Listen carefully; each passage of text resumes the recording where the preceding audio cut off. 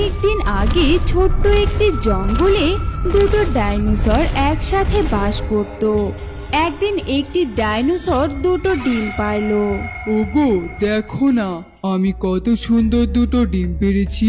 দেখবে একদিন এই ডিম দুটো ফুটে সুন্দর দুটো ফুটফুটে ছানা বের হবে, তাই না? হ্যাঁ গিন্নি, তোমার কথাই যেন ঠিক হয়। শোনো গিন্নি, তুমি ডিমে বসে বসে তা দিতে থাকো, আমি তোমার জন্য একটা শিকার খুঁজে আনি যাতে তুমি বসে বসে খেতে পারো। এই বলে ডাইনোসরটি জঙ্গলে বেরিয়ে পড়লো।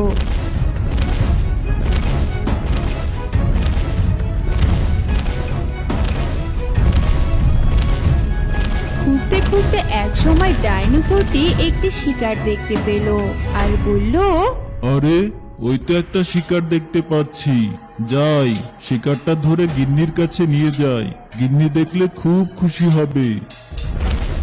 ডাইনোসর দৌড়ে গিয়ে একটি শিকার ধরে ফেললো। শিকারের গলায় কামড় দিয়ে ডাইনোসর তাকে পুরোপুরি মারলো না।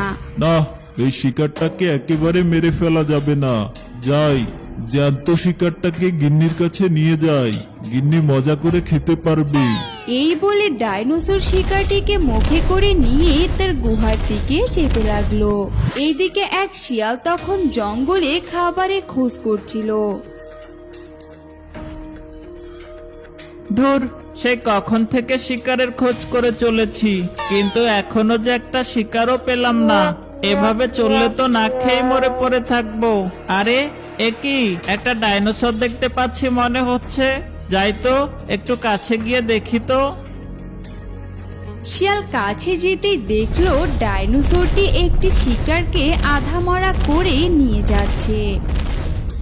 এই দেখো, এখানে কি কাণ্ডটাই না ঘটেছে। এদিকে খিদের জ্বালায় আমার পেট জ্বলজ্বল করছে, আর অন্যদিকে বিশাল বড় ডাইনোসরটা সব শিকার করে একাই খেয়ে নিচ্ছে। না না না, এটা তো কিছুতেই মানা যায় না। যে করে হোক ডাইনোসরের মুখের শিকারটা আমাকে খেতেই হবে। যেই ভাবা সেই কাজ, শিয়াল ডাইনোসরের পিছু নিল। এদিকে ডাইনোসর শিকারটিকে মুখে করে নিয়ে তার গুহার সামনে চলে আসলো। এরপরে শিকারটাকে মাটিতে রেখে বলল, দেখো গিন্নি দেখো, তোমার জন্য আমি একটা হরিণ শিকার করে এনেছি, এসো গিন্নি একসাথে বসে শিকারটা খেয়ে নেই। কিন্তু আমি তো ডিমে তা দিচ্ছি। আগে খেয়ে নাও তো, তারপরে না হয় তুমি আবার ডিমে তা দিও। হায় রে, শিকার রেখে তো কোথাও যাচ্ছে না এরা। এদিকে খিদের জ্বালায় আমার পেট চোচো করছে, একটু দূরে গেলেই তো আমি শিকারটা খেতে পারি। কিন্তু শিকারটা এখনো মরে যায়নি। ওগো, শিকার তো পালিয়ে যাচ্ছে, তুমি কি শিকারটাকে মারোনি নাকি? না গিন্নি, তুমি তাজা শিকার খাবে বলে আমি মারিনি গো। তাহলে দেরি করছো কেন? জলদি করে চলো, শিকারটাকে আমরা ধরে ফেলি। এ কথা বলেই ডাইনোসর দুটো শিকারের পিছু পিছু ছুটলো তাকে ধরার জন্য। এদিকে শিয়ালও দেখলো যে ডাইনোসরের শিকারটা পালিয়ে গেল, তাই সে নিজেও যেতে লাগলো। আরে ধুর, আমার কপালে বুঝি আজ খাবার নেই।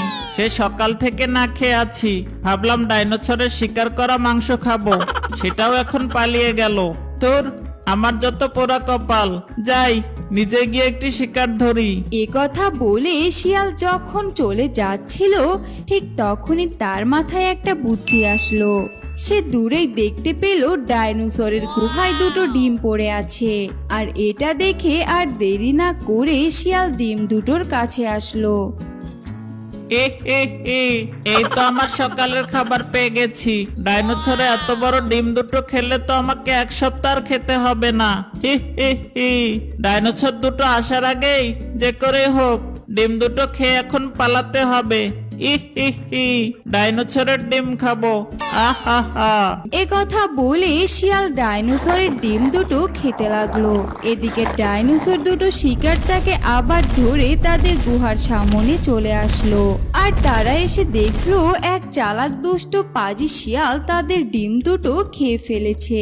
এটা দেখে তারা দুজন অনেক রেগে গেল, আর সাথে সাথে শিয়ালকে তাড়া করতে লাগলো।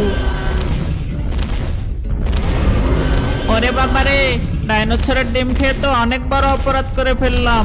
এখন ওরা আমাকে ধরতে পারলে তো মেরেই ফেলবে।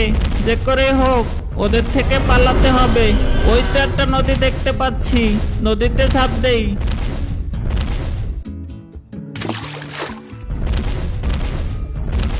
এ কি, কোথায় গেল চোরটা?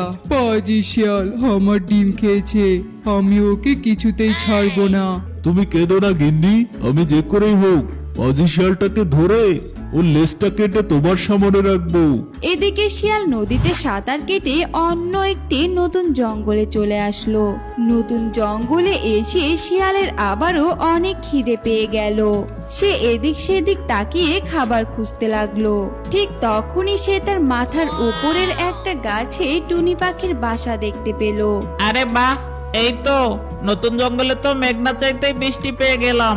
আসা মাত্রই একটা টুনির বাসা পেয়ে গেছি। যাই গিয়ে দেখি টুনির বাসায় কিছু পাই নাকি। এই বলে শিয়াল টুনির বাসায় আসলো। টুনির বাসায় এসে শিয়াল দেখতে পেল দুটো ডিম পেড়ে রেখে গিয়েছে। আর দেরি না করে শিয়াল সাথে সাথে টুনির ডিম দুটো খেয়ে নিল। আহ, টুনি পাখির ডিম তো দেখছি ডাইনোসরের ডিমের থেকেও অনেক মজা। এদিকে ডাইনোসরটি তখনও শিয়ালকে খুঁজেই চলেছে। কি গো ডাইনোসর ভাই, তুমি হঠাৎ আমাদের জঙ্গলে কেন গো? আর বলিস না রে টুনি, এক পাজি শিয়ালকে খুঁজছি। ও আমার ডিম খেয়ে এখানে পালিয়ে এসেছে। কি, ডিম খেয়ে পালিয়ে এসেছে? হায় বিধাতা, আমার বাসায়ও তো দুটো ডিম রেখে এসেছি। না জানি আমার ডিম দুটো খেয়ে ফেললো না তো। না না, এখনই বাসায় গিয়ে দেখতে হবে। এই বলে টুনি তার বাসায় চলে আসলো।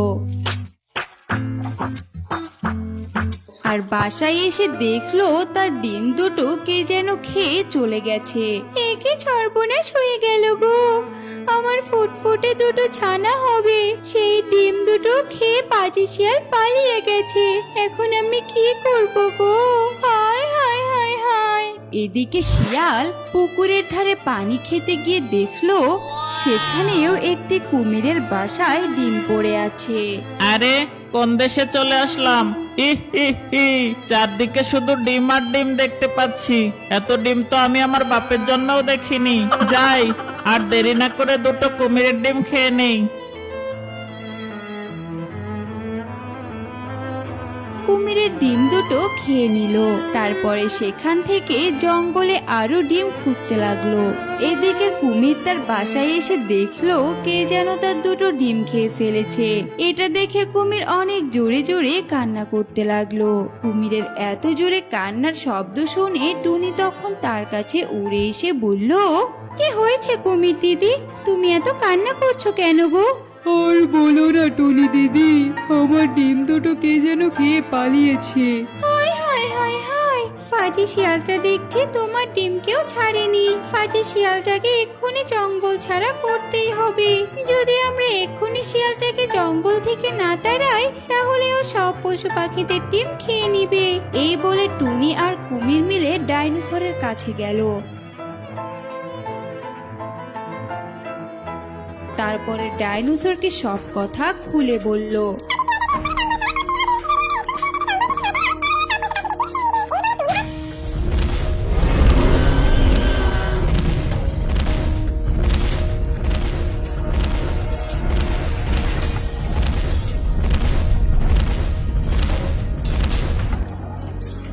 ওরে পাজি শিয়াল, তুই আবার ডিম খেয়ে ডাক ডেকে ঘুমাচ্ছিস? দাঁড়া, তোর আরামের ঘুম হারাম করছি।